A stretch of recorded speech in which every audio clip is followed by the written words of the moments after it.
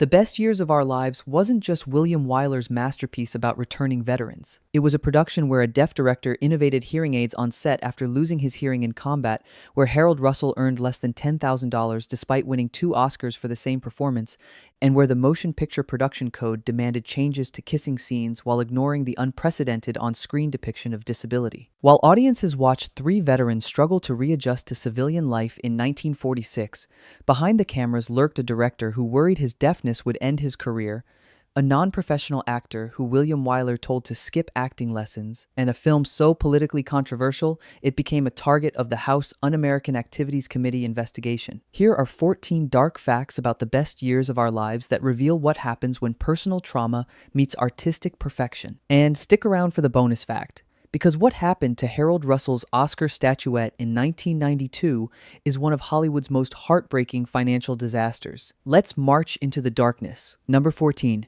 Harold Russell earned less than $10,000 despite winning 2 Oscars. Harold Russell, the double amputee who won both Best Supporting Actor and an honorary Oscar for the same performance, was paid less than $10,000 for his work on the film. This was equivalent to roughly $167,500 in 2023 dollars, a pittance compared to what established actors earned. Russell received no residual profits, meaning he never saw another dime as the film became the highest-grossing release since Gone with the Wind. The Academy Board of Governors gave Russell an honorary award because they assumed he had no chance of winning competitively. When he actually won Best Supporting Actor, the enthusiastic response couldn't hide the condescension underlying the dual awards. Russell was the only actor in Oscar history to receive 2 Oscars for the same performance, a record born from pity, not respect. His $10,000 payment reflected Hollywood's view that Russell's value came from his disability, not his talent. William Wyler called it the finest performance I have ever seen on the screen, yet the system compensated Russell as a novelty rather than an artist. Number 13. Wyler lost hearing in his right ear during combat, nearly ending his career. William Wyler served as a major in the United States Army Air Forces, directing 3 wartime documentaries including The Memphis Belle, a story of a flying fortress. While filming Thunderbolt, Wyler was exposed to such loud noise that he passed out mid-flight. When he regained consciousness, he discovered he was permanently deaf in his right ear. Partial hearing returned years later with a hearing aid, but the total hearing loss initially convinced Wyler his directing career was over. How could a deaf man direct films? Cinematographer Greg Toland solved the problem by innovating a special amplifier system that allowed Wyler to hear amplified dialogue from the recording system through headphones on set. Wyler returned from the war a lieutenant colonel and a disabled veteran, unsure whether he could work again. The Best Years of Our Lives became his first post-war film, arguably his most personal, as he could relate to each veteran's struggle. Wyler's deafness added authenticity to a film about disability that Hollywood could never have faked. Number 12. The film was targeted by the House Un-American Activities Committee. The Best Years of Our Lives' triumphant legacy has a dark side. The film's liberal politics, along with the political views of director William Wyler and screenwriter Robert E. Sherwood, made it a target of the 1947 House Un-American Activities Committee investigation into communist infiltration of Hollywood. HUAC viewed the film's sympathetic treatment of veterans struggling with capitalism, its portrayal of banking corruption, and its implicit criticism of American society as subversive. The committee scrutinized everyone involved, attempting to identify communist sympathies in the production. This political persecution occurred just 1 year after the film's release, transforming a celebrated Oscar winner into alleged propaganda. The investigation damaged careers and created a climate of fear that lasted years. Wyler's status as a disabled war veteran offered some protection, but the committee's attention demonstrated how quickly acclaim could become suspicion in post-war America. The film that captured the nation's mood became evidence of Hollywood's alleged un-American activities. Number 11. Wyler forced actors to wear their costumes in real life to make them look lived in. William Wyler took an unconventional approach to authenticity. He asked the principal actors to purchase their own clothes and wear them in real life before filming, ensuring the costumes appeared genuinely lived in rather than pristine wardrobe department selections. Actors wore their characters' outfits to dinners, meetings, errands, integrating them into daily routines so they'd look natural on camera. This wasn't optional, Wyler demanded it. The technique created visual realism that audiences couldn't consciously identify but could feel. Frederick March's suits looked like an actual banker's wardrobe. Dana Andrews' clothes reflected genuine economic struggle. The worn, wrinkled, authentically rumpled appearance of every garment came from actors treating costumes as their actual clothing for weeks before shooting. Wyler also constructed life-size sets rather than the standard larger sets better suited to camera positions, giving audiences immediate immersion in realistic spaces. Every detail served authenticity, even if it meant actors surrendered their personal wardrobes to their characters. Number 10. Russell was cast first before any established stars. Harold Russell was the first person cast in The Best Years of Our Lives before Frederick March, Dana Andrews, or any other actor. William Wyler saw Russell in the short Army educational film Diary of a Sergeant and immediately knew he'd found his Homer Parrish. Russell's ease using his metal hooks impressed Wyler, who convinced producer Samuel Goldwyn and screenwriter Robert E. Sherwood that Russell should play the disabled veteran despite having zero professional acting experience. The decision was revolutionary,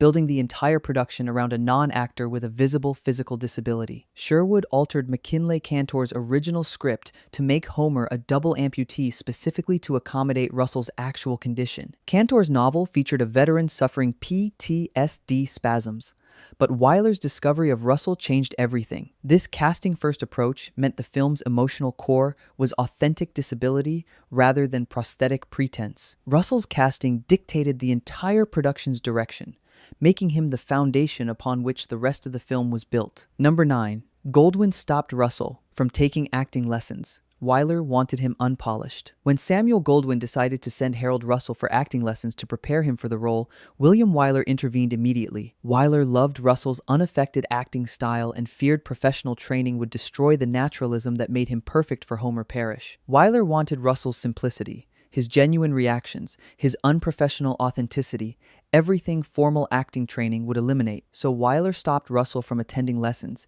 insisting his lack of technique was his greatest asset. This decision proved correct. Russell's performance transcends acting. Critics noted his sensational simplicity and how his presence alone pulled at heartstrings. The famous bedroom scene where Homer removes his prosthetic hooks and reveals his vulnerability to Wilma required finesse and tenderness, yet Russell performed it with raw honesty that no trained actor could replicate. His 2 Oscar wins validated Wyler's instinct that sometimes untrained truth beats polished performance. Number 8. The Motion Picture Production Code demanded changes, but Goldwyn refused. The Motion Picture Production Code was in full effect when The Best Years of Our Lives was made, and censors wanted changes. One memo from the Breen office to Goldwyn specifically addressed kissing scenes. These should not be prolonged or lustful, and there should be no open-mouthed kissing. The code also had concerns about the bedroom scene between Homer and Wilma. 2 unmarried young people alone in a bedroom discussing intimacy was rarely allowed. But Samuel Goldwyn refused to make the requested changes, deciding to release the film exactly as William Wyler wanted it. This defiance explains why viewers notice unusual situations and dialogue for a Hollywood film made under the code, including the fact that Al and Millie share the same bed, a violation of censorship standards that typically required married couples to sleep in separate beds. Goldwyn's refusal to compromise gave the film its adult sensibility and emotional honesty. The censors eventually acquiesced, recognizing the material's importance outweighed their prudish concerns. Number 7. Production extended a month beyond the scheduled 75 days. The Best Years of Our Lives was scheduled to shoot for approximately 75 days when production began in April 1946. Principal photography actually extended for another month beyond schedule, over 100 days total, as William Wyler's perfectionism demanded countless retakes. Wyler had earned nicknames like 90 Take Wyler and Once More Wyler for his insistence on repeated takes. His approach was deliberate. After many takes, actors got angry and began shedding preconceived ideas about acting, allowing them to play at a truer level. This process created authentic performances but extended shooting schedules and inflated budgets. The film's $2 million budget, nearly 4 times the average feature film cost, reflected these delays. Some scenes without dialogue were filmed only once, while others, like the sequences showing Harold Russell performing tasks with his prosthetic hooks, took over a dozen attempts. The month-long delay demonstrates how Wyler's quest for perfection overrode studio efficiency. Number 6. Myrna Loy was given top billing despite having a small role. Myrna Loy, the perfect wife from the Thin Man series with William Powell, was such a massive star that Samuel Goldwyn gave her top billing to convince her to take the small but crucial role of Millie Stevenson. Loy's part had significantly less screen time than Frederick March, Dana Andrews, or even Harold Russell. Yet her name appeared first in all promotional materials and credits. This wasn't artistic recognition, it was commercial calculation. Goldwyn needed Loy's star power to sell tickets, and top billing was the price. The arrangement reflects Hollywood's hierarchy. Established female stars commanded contractual perks that trumped actual role size. Loy's performance is wonderful. Her reunion scene with March remains one of cinema's most moving homecoming moments, but her prominence in marketing materials misrepresented her actual presence in the film. Audiences expecting a Myrna Loy vehicle discovered she was supporting rather than starring. The top billing demonstrated how studios prioritized marketing over accuracy. Number 5. Myrna Loy was only 12 years older than Teresa Wright, who played her daughter. Although cast as mother and daughter, Myrna Loy was only 12 years older than Teresa Wright. Loy was in her early 40s. Wright was in her late 20s. The minimal age gap required viewers to suspend considerable disbelief. Hollywood frequently cast women far younger than their supposed children's ages, but 12 years pushed credibility. The casting reflected industry ageism. Older actresses were relegated to maternal roles while still relatively young, while younger actresses played parts that should have gone to teenagers. Wright's maturity helped sell the relationship, and both actresses performed beautifully. But the age proximity reveals Hollywood's distorted view of women's ages. A 12-year gap meant Loy would have been a teenage mother when Peggy was born, possible but uncommon. The casting worked because both actresses committed fully, but it exemplified Hollywood's casual disregard for biological realism when casting women. Number 4. Fredric March accidentally lifted an empty glass during the hangover scene. While rehearsing the famous hangover scene where Al Stevenson returns home drunk, actor Fredric March was supposed to mix a bromo seltzer with 2 glasses, then drink from the full one. During one take, March accidentally lifted the empty glass to his lips. The mistake is visible in the final film. March realizes his error mid-gesture, creating an authentically confused moment that perfectly captures a drunk man's befuddlement. William Wyler loved the accident so much he kept it in the final cut. The unscripted fumble added realism that no amount of direction could manufacture. March's genuine confusion as he processes grabbing the wrong glass makes the scene more believable than a perfectly executed take would have. The accident exemplifies how Wyler's multiple take methodology sometimes caught unrehearsed perfection. March's slip became one of the scene's most memorable details, demonstrating how mistakes can enhance truth. Number 3. The hallway reunion scene was based on Wyler's real wartime reunion with his wife. The moving scene where Sergeant Al Stevenson, Fredric March, and his wife Millie, Myrna Loy, reunite in their apartment hallway wasn't invented by screenwriter Robert E. Sherwood. It was inspired by William Wyler's actual wartime reunion with his wife Tally. Wyler and Tally met while he was on leave at New York's Hampshire house, after Wyler had been away for over a year overseas. Wyler recreated the emotional reality of that moment. The hesitation, the overwhelming relief, the wordless communication between two people rediscovering each other. The scene's power comes from Wyler's lived experience, channeled through March and Loy's performances. Wyler, Sherwood, and even Harold Russell helped shape the screenplay, adding personal touches throughout. The film became Wyler's most personal production. Russell later called it Wyler's heart and soul. That one of cinema's most celebrated reunion scenes came directly from Wyler's marriage demonstrates how personal trauma elevated the material beyond typical Hollywood melodrama into authentic emotional truth. Number 2. Wyler considered ending the film with Fred in the bomber graveyard. At one point during production, William Wyler seriously considered ending the best years of our lives with former bombardier Fred Derry wandering among junked propellers in a bomber graveyard in Ontario, California. The powerful scene showed Dana Andrews' character confronting his obsolescence. He and the planes were both discarded after the war, useless in peacetime. The imagery was devastating. Rows of bombers destined for scrap, perfectly symbolizing how veterans felt treated upon returning home. Wyler shot extensive footage at the actual bomber graveyard, creating some of the film's most visually arresting moments. But ultimately, he decided this bleaker ending was too hopeless. Instead, the bomber graveyard appears earlier in the film, foreshadowing Fred's struggles without making them the final word. The decision to end with Homer's wedding, hope rather than despair, reflected Wyler's belief that audiences needed catharsis, not nihilism. The bomber graveyard ending would have created a masterpiece of a different kind, darker, more honest, potentially unbearable. Number 1.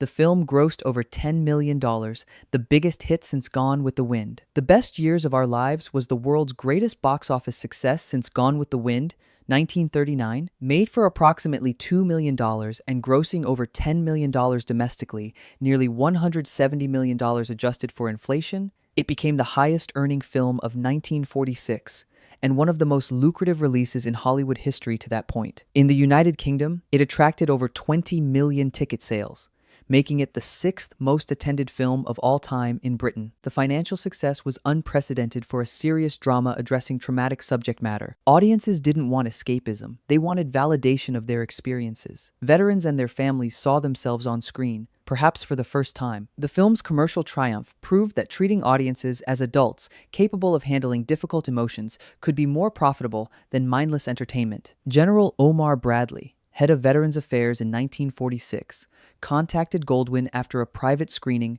praising the film's authenticity. The box office validated Wyler's vision and Goldwyn's refusal to compromise. Bonus fact: Harold Russell sold his Best Supporting Actor Oscar in 1992 for $60,500 to pay his wife's medical bills. In 1992, Harold Russell did what no other Oscar winner had done.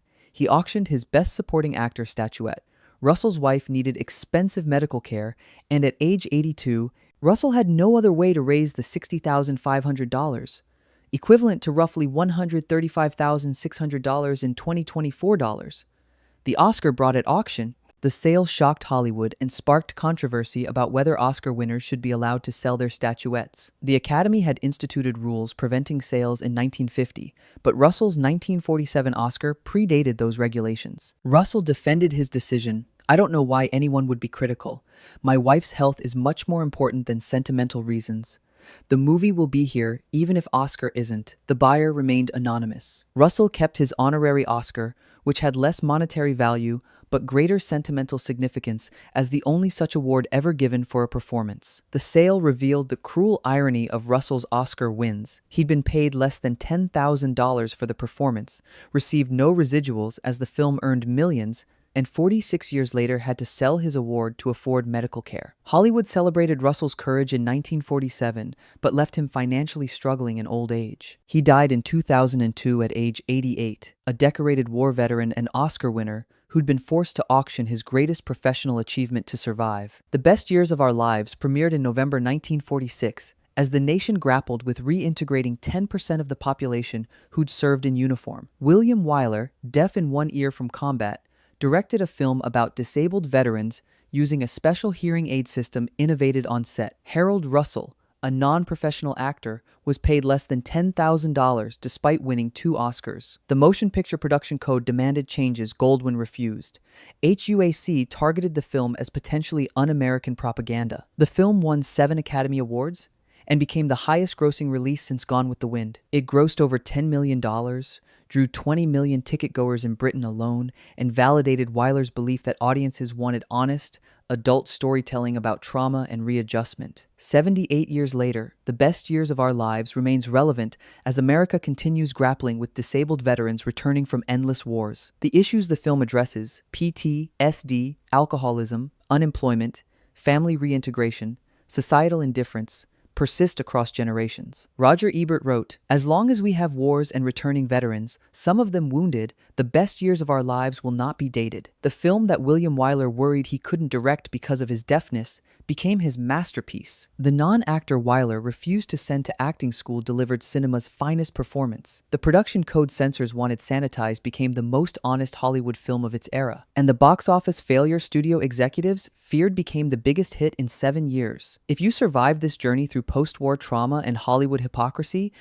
hit that like button and subscribe, because cinema history is built on disabled directors refusing to quit and studios accidentally making art while trying to make money. Drop a comment telling me if you think Harold Russell should have had to sell his Oscar. And remember, the best years of our lives are the ones where we tell the truth, even when it hurts. Some films entertain, this one heals, and some wounds never close.